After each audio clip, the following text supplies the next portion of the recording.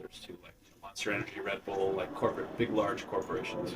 That's awesome. So this is the first pilot year, so it was really a touch and go for us. We've been doing it for a long time, but it was the first for the actual company itself too. He's been doing it for a long time. Come on now. Come on now. I'm saying, Easy. I've been doing it, I think, what is it now? Is this my 4th year? Should be, yeah. So, this is Stemless podcast, and we're going to talk about your guys' team. If you introduce yourself, and maybe introduce yourself so they know who you are. Oops. Let me talk to the camera. Yeah. So my name's Carlos Torres. I am one of the team members for the Firefighter Challenge. I've been on the team for about 4 years, and with the department for 4 years as well. But I've been a firefighter for 7. Yeah. How old are you? People want to know. People want to know. They're going to want to know. I'm 34. 34. You got you over there. So I did see that already. That's you. My name is Matt Coney. I'm a lieutenant firefighter with St. Lucie County. Been there 23 years. Been competing on the Firefighter Challenge this will be my 12th season. 48 years old. It's a baby, too. You're surrounded by babies. So, why don't you tell us a little bit, what is the Firefighter Challenge team consist of? How to... Like where it came from, Where it like came how it from, developed. and You want me how- to take this one? Yeah, go ahead. That's a hard one for me. 30 years ago, Dr. Davis started a pilot program at the University of Maryland to just test endurance and physiological strength and training components to make firefighters better. And in true athletic form, those firefighters that were challenged to do this made it into a sport, and they put their times up on the wall. And then everybody who went in after to do this pilot test tried to beat that time, and that's where it was born. It became a competition. They made life-saving into a competition, so it started at the University of Maryland, and it just kind of sponsors came on board, and it became a tour that went across the United States, and now it's branched over it's in Canada under FireFit, under the trademark FireFit. It's in New Zealand. It's in Germany. We've had teams from Kuwait compete. Korea's coming to this World's event for the first time ever. Iran has a squad. They're going through some stuff right now, so they can't leave the country, but they do have a team that was at the European events last month. There's like Argentina, Lithuania. I don't know. There's 25 countries to attend next week with ours. 25 countries. So that's next week Mm-hmm. Starts on here, the 3rd downtown at Stuart Beach. Stuart Beach. Stuart Beach. Yeah. At what time? It kicks off 8 a.m. and it'll run until it's over every single day. Yeah. For how many days? There's 405 competitors flying in, so there's a lot of bodies that have to get their times goodness. done. 25 relay teams. It's the largest event in the 30-year history. It will be the largest event. Yeah, That's awesome. I think Tuesday through Friday is like qualifying. Yeah, wild And then- cards. Then Saturday and Sunday are the finals. So, You guys are competing, right? Oh yes, yes. we're the defending world champions. We have to Ooh. be. We have to be there. Yeah, we have no choice. You want to be We- there, yeah. though, right? No, Come for on, sure. you're But going yeah, to. we gotta defend. It's not our hometown, but we train with Martin County as well. They come to our complex up north to train, so we're kind of hand in hand with them. So this is considered a local event for us. Yeah. It's right down the street. What does it take? How do you balance being a firefighter, right? And prepping for these events, and also having a family life or a balance all together? Because both are very high risk and very competitive. Yeah, it's definitely like a big juggling act, you know. Being a firefighter, we work 24 on, 48 off. So then, you know, a lot of us, we train on shift, and then on our days off, some of us got second jobs. But we still find the time to train, and, you know, go back home to our families, our kids, things like that. But training for us is very important, not necessarily just for the firefighter challenge, but just for our job in general. You know, we don't want to go out there in a fire or picking someone up or anything like that, and you know, we hurt ourselves, we hurt our, you know, our coworkers or a patient or anything like that. So, you know, I think we fit it in there. It has to be in there. It's not like it's a choice. I'm piggybacking what Carlos says. I think our baselines are just raised. We have a set of readiness that we're expected to respond at, and anybody that's on our firefighter team just exceeds that. We've just raised the bar. So we train, like you said, train on duty. We do specific things course-wise to make us better on the course itself, like climbing stairs and doing hoist work with. If you haven't seen the event, there's 5 key components to it. We hoist up equipment to the 4th floor. That's attached to a rope, so we'll do specific things to get better at those those specific tasks. So it's all encompassing. We're always in the gym. That's a lifestyle. That's just what you choose. So you make it fit. It's all about balance. And some of those days, maybe we don't hit the gym unless you're these guys who do 2-a-days. I pick and choose. Like the days I'm at Indian River State College doing coursework, I won't go to the gym that day because I need the rest because I'm old. But these guys will finish up, do an ice bath, and then they'll go to Iron Night and get their legs in that day or something. Or they'll run the stadium that day to get their legs right. So it's a balance. It's definitely a balance. It's definitely tough. Definitely. Especially when it starts getting towards the end of the season, you're kind of trying to, fine tune some things.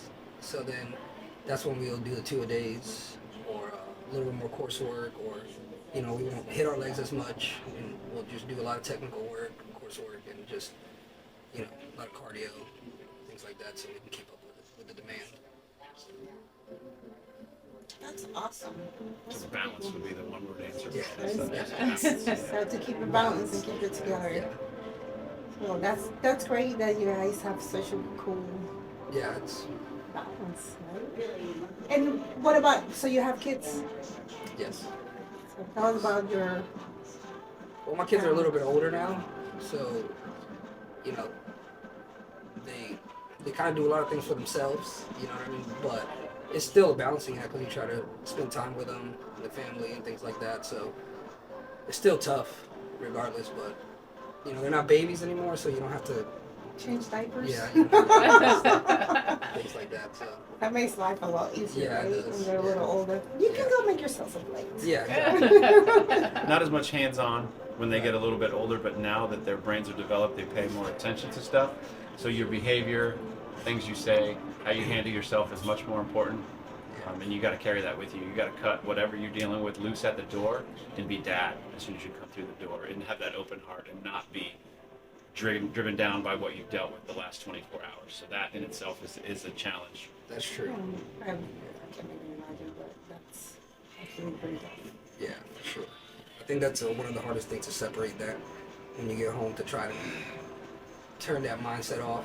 I'm like, hey, I'm home, so let me be dad, let me be dad, whatever. And yeah, that's definitely probably the most challenging part for me, trying to turn that off. I think it's for I everybody. think everybody, any job, you try to Exactly, 100%. Go It's the home, same have a as bad every. day, It's the then same with every job. Yeah, you just gotta. Let me just pet the dog first. Yeah. Oh, the dogs always get it because there's no judgment there. The dogs love you no matter what. You know what I mean?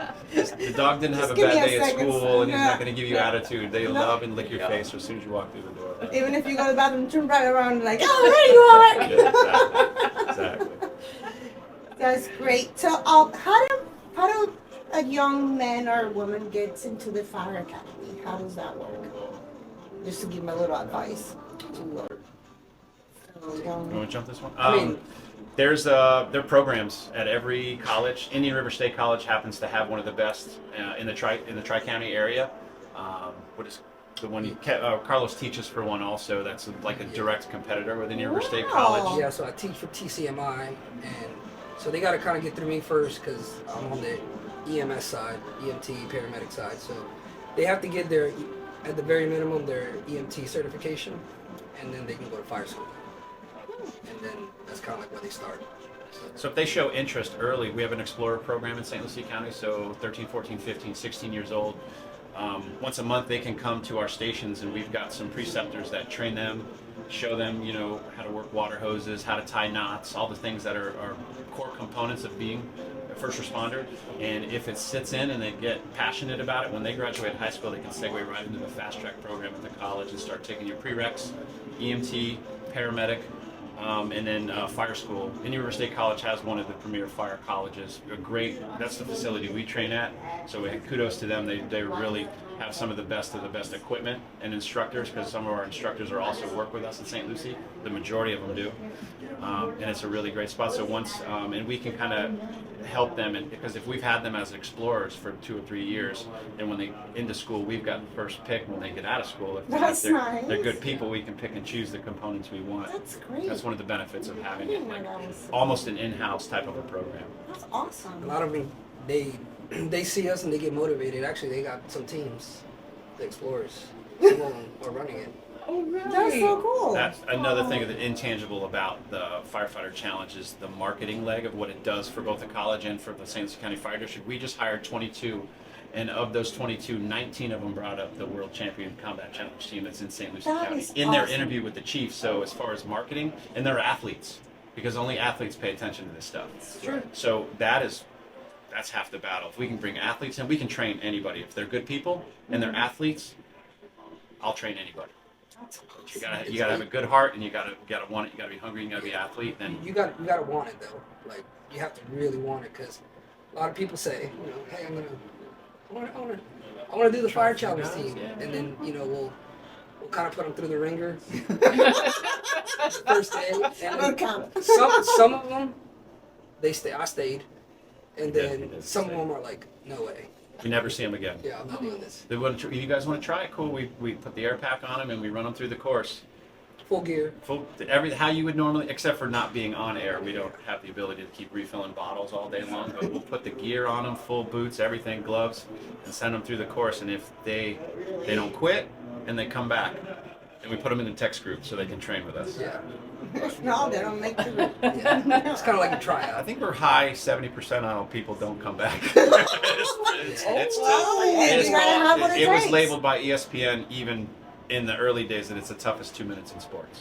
Yeah. Wow, Toughest 2 really? minutes in sports. Professional athletes have tried it, football players, and not finished. It's just completely different. Well, the thing is that you can try it with just like gym clothes, gym shoes, and you're like, oh, I can do it, But then you put the gear on and everything on, and that gear is insulated, so it doesn't let out heat. So you're just cooking inside the whole time. So that's Your range of motions are destroyed. You got a helmet How on, much does it mask. weigh? Total everything all in with an air pack and your gear, you're wearing over 75 pounds of gear because each Ooh. boot's 4 pounds. Like it adds up. It adds up. And you're breathing compressed air too, which also limits your inspiration and expiration. Like normally if you're huffing and puffing, you can just breathe whatever you wanted. It's constricted a little bit. So you gotta kind of try to stay calm at the same time to control that breathing. and when when your body heats up like that with the gear, your mind just tells you, stop. Like this is enough. Like Oh, stop. yeah. So you got to be able to like tell your mind, Mental. no, you need to go. And so that's that thing. That was the toughest part for me. Like when I put the gear on, I was like, what? What am I I get doing? myself What am I doing to into? myself? Yeah. But then I came back. I was like, I'm a competitor, so then I'm just like, Switch the, let's do with it. the switch. Yeah. A lot of mental conditioning too is involved, and that you just got to know that you can be that fatigued and still function. And that's what we want on the fire grounds, and that's what we want in emergencies is when you're in a spot where you've been working hard for 15, 20 minutes and you find a victim, you can still get them out of the house. We want people to be able to function at that threshold. So, and that was a good litmus test for it. Yeah, That's amazing. for sure. So, and the competition here, so you talk about the 5 different obstacles. So the first one is the... Yeah, could we show you a video? It makes it really easy to show you. But yeah, so you start in full Send me the gear. video, we put it on With the- our full, it's NFPA compliant gear, so anything that the competitors wear, you could take into a fire that same second that you're in it. It's fully compliant. It's not, the only thing that's different about race gear is it doesn't have all the pockets for your gloves or for your, for your chocks to keep doors open and things that we keep on us normally. It doesn't have any pockets or any extra zippers. So you start at the base of a 4-story tower in full gear, you click on, you go on air, and you take a high-rise pack of hose which would simulate if we had to make a connection to a standpipe, which all high rises have access to water. So you throw that over. That's 42 pounds. In addition to what you're wearing. I was just gonna say on And top you run up. of. You run up 4 stories, and when you get up there, you That's my place job. that. And he's the fastest in the country getting. He can get up that 4 stories with that weight on 12 seconds. I don't know if in the country. Yeah. I don't know about in the country, but Guaranteed. Well, we've got the state record, so the kid's fast. So we'll just leave it at that. Why are you being so? Why are you being so humble? Trust me, man. He's the fastest in the world. That's So- amazing. Brian can get up there pretty at the same speed. Not as fast as you. Leave it. Leave it at that. Trust me. All right. So you get up there with this 42-pound pack, and you're on the 4th floor. So you put that in a box, and then you go to the railing, which has a 44-foot piece of rope that's attached to another 42-pound hose that simulate a jump line that we have to bring up there to connect to that hose line. 9 pounds of rope, 42 pounds. You bring that up, 44 feet, 4 stories. Put that back in that box, and you descend that tower as fast and as safe as you can possibly. You can skip steps on the way up, but you have to hit every one of them on the way down. It's a safety feature. So when you clear that, you come off the tower, and there's a forcible entry simulation machine. It's called a Kaiser Force machine.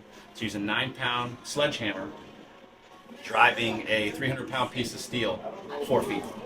It's got to come off the sled, which simulates opening a roof with an axe or forcible entry, banging doors open, things that you would need to do on a fire scene.